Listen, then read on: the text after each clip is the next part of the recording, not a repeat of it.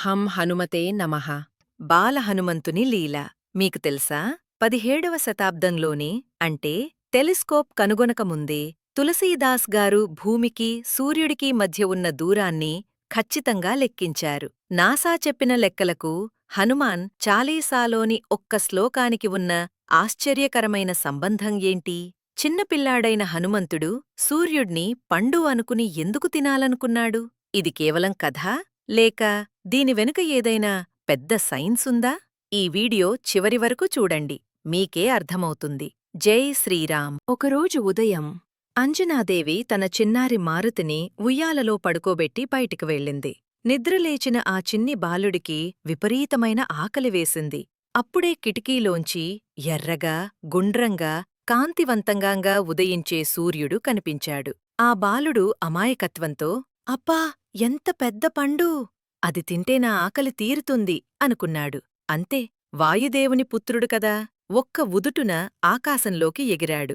భూమి ఆకర్షణ శక్తిని దాటి అంతరిక్షంలోకి దూసుకెళ్లాడు. అదే సమయాన సూర్యుడిని మింగడానికి రాహువు అక్కడికి వచ్చాడు. కాని సూర్యుడికంటే వెలిగిపోతున్న ఈ బాలుడిని చూసి రాహువు భయపడి పారిపోయాడు. కోపంతో వచ్చిన ఇంద్రుడు తన వజ్రాయుధంతో ఆ చిన్నారిపై దాడి చేశాడు. ఆ దెబ్బకు హనుమపై గాయమై ఆ బాలుడు స్పృహ కోల్పోయాడు.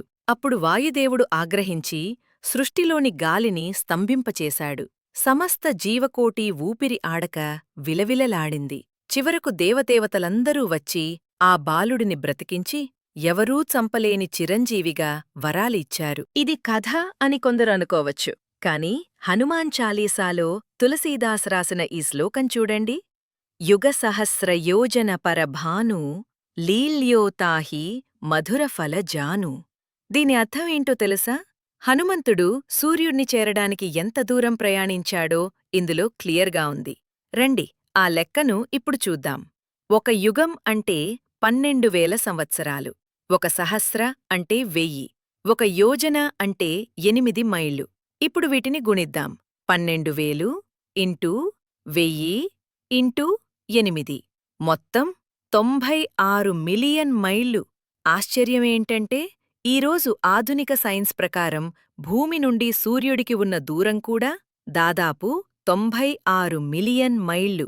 టెలిస్కోప్ లేని ఆ కాలంలో మన ఋషులు ఇంత ఖచ్చితంగా ఎలా చెప్పగలిగారు? ఇదే మన సనాతన ధర్మం యొక్క గొప్పతనం.